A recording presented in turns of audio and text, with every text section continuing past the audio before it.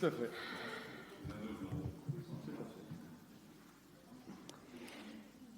Vous avez la parole, madame.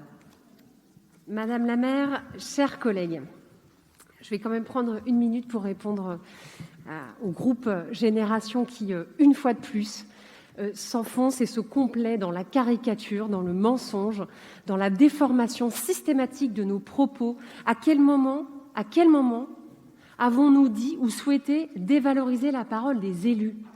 Mais vous la dévalorisez vous-même par cette caricature que vous devenez la caricature de vous-même, en fait, avec des propos mais qui sont tellement excessifs, tellement décalés par rapport aux préoccupations concrètes des Rennais, des citoyennes et des citoyens, et des sujets dont nous devrions débattre dans cette assemblée. Oui, nous souhaitons un conseil municipal plus moderne. Oui, nous formulons des propositions.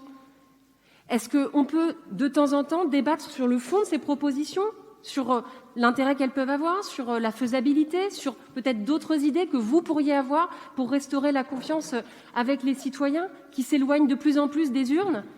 Tout le monde se lamente après chaque élection sur le taux d'abstention.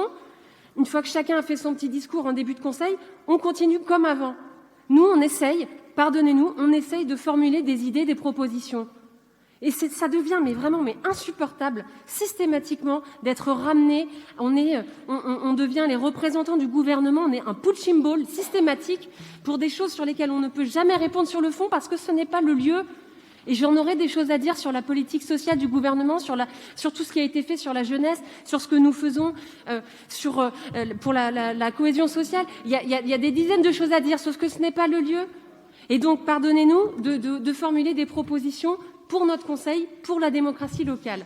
Alors là, j'avais des choses à dire sur la concertation du centre-ville, sur les transports. Je prends mon temps de parole pour vous répondre là-dessus et je m'appliquerai à moi-même ce que nous avons proposé, c'est-à-dire des conseils plus courts, des prises de parole plus simples, plus claires.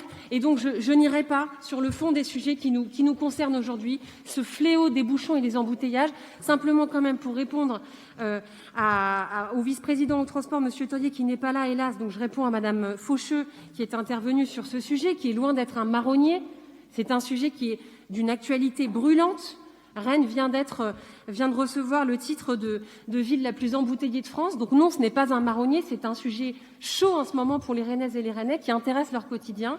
Et le sujet, pardonnez-moi Madame Faucheux, ce n'est pas de rejeter la faute sur les entreprises comme l'a fait votre collègue en disant que, malheureusement, les entreprises n'ont pas joué le jeu du télétravail.